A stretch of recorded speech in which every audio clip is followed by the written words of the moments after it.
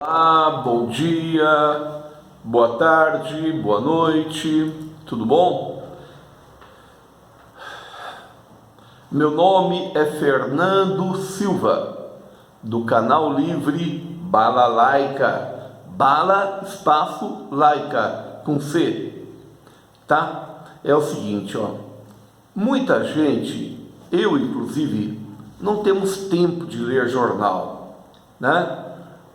A gente vive uma vida muito corrida, muito trabalho para dar conta das contas, do dinheiro, e acaba não se inteirando, não vendo as coisas com mais profundidade, só noticiário por cima e tal. E eu sinto falta, eu gostaria de ler mais análise, de ver como pensa um político, uma coisa mais aprofundada, de como um escritor, a opinião de um escritor, ou ler mais livros, ver um filósofo, o que um filósofo pensa sobre determinados assuntos.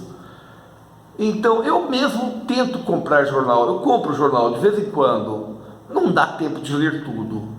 Eu leio por cima, dou uma olhada geral, algumas partes que já me interessam, principalmente quadrinhos,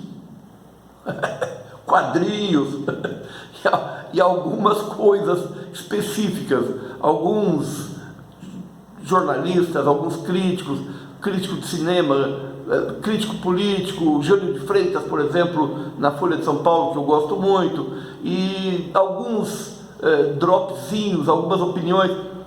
Bem, eu de vez em quando pego alguma coisa interessante. Me caiu na mão agora, sábado, se não me engano, deixa eu ver, que foi sábado, sexta-feira, na Folha, um artigo de um jornalista que eu gostei, achei interessante, gostaria de ler para quem se interessar, para quem estiver vendo esse vídeo, que puder conhecer melhor esse assunto aqui, que está na boca de todo mundo, mas a forma como o jornalista escreveu, eu gostei. O jornalista, que me perdoe, que me autorize previamente, por favor, eu ler o texto dele, acho que ele vai gostar, porque eu estou divulgando. Chama-se Bruno Bimbi, é um argentino. O crédito é o seguinte: jornalista e escritor argentino, doutor em estudos da linguagem, PUC do Rio, fez PUC no Rio, e autor dos livros O Fim do Armário e Casamento Igualitário, da editora Garamond. Bom, o texto, o nome do artigo é o seguinte: valeu a pena eleger Bolsonaro? Aí ele coloca: não é mau governo, nem desgoverno, é antigoverno. Vamos lá. Desde janeiro, ninguém governa o Brasil. Enquanto Jair Bolsonaro, PSL, insulta e ameaça adversários e jornalistas, seus filhos se dedicam a outras coisas. 01 a lavar dinheiro,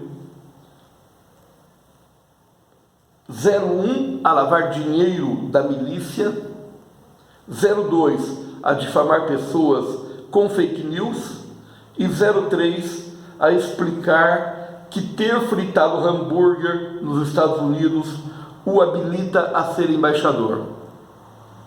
Ninguém cuida dos assuntos públicos, que em países normais são prioridade. Não é um mau governo, nem mesmo um desgoverno, é um antigoverno.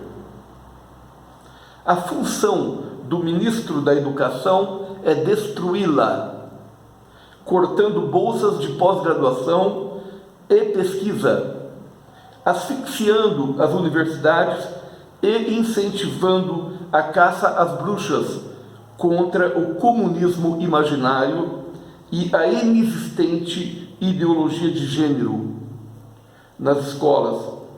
Sua missão é deseducar.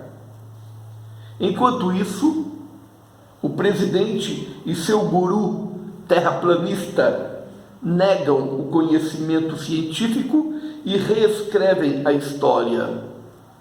Da mesma forma, O ministro do Meio Ambiente ataca ONGs ambientalistas, demite cientistas e técnicos concursados, flexibiliza normas e controles e incentiva a depredação ambiental.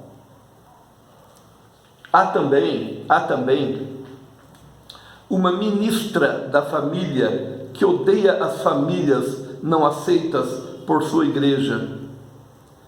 E um chanceler que é um mitômano, dedicado a dinamitar o Itamaraty e acabar com seu prestígio, ajudado pelo presidente, que insulta e ofende outros chefes de Estado.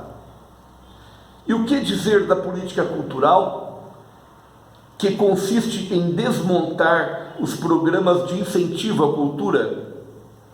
A equipe de Bolsonaro é formada por pessoas que não passariam num concurso público, nem mesmo no psicotécnico de um emprego privado. Foram escolhidos por sua vocação insana para destruir as pastas que iriam chefiar. Nas agências de controle, técnicos foram substituídos por amigos. A escolha do novo chefe da Procuradoria-Geral da República e a intervenção na Polícia Federal podem colocar esses órgãos a serviço do 01, suspeito de vários crimes. Só falta nomear um estuprador à frente do combate à violência de gênero. Seria notícia, mas não surpreenderia ninguém. Bolsonaro terceirizou a política econômica como outros presidentes e o Ministério da Justiça entregue ao juiz que encarcerou Lula. Foram concessões políticas. Uma porque tranquilizava os mercados e a outra porque agradava parte da classe média. Mas mesmo esses ministros mais qualificados do que a corte de lunáticos, fanáticos e incapazes que se mudaram para Brasília, partilham da vocação por destruir, seja o estado de bem-estar social, no caso de Paulo Guedes, ou os direitos civis, no caso de Sérgio Moro. Há uma pulsão de morte que norteia as obsessões do presidente. Liberação de armas e agrotóxicos, incentivo à depredação ambiental, incitação à prática de execuções policiais, discurso de ódio contra LGBTs num país que mata centenas de LGBTs por ano, revogação de leis de trânsito que salvam vidas nas estradas, etc. Mas era previsível. Fui 10 anos correspondente do Brasil, fui 10 anos correspondente no Brasil e me surpreende que alguém tenha pensado que seria diferente. Bastava conhecer a trajetória de Bolsonaro no parlamento e de seus filhos no submundo da política fluminense para prever tudo o que viria. Valeu a pena essa distopia? Estão satisfeitos por terem derrotado a esquerda? O que virá quando Bolsonaro, encurralado pelo fracasso, ensaie uma via mais autoritária, clausurando, fechando, amordaçando de vez a democracia? Quanto custará depois reconstruí-la? Muito obrigado, um abraço, tchau, tchau.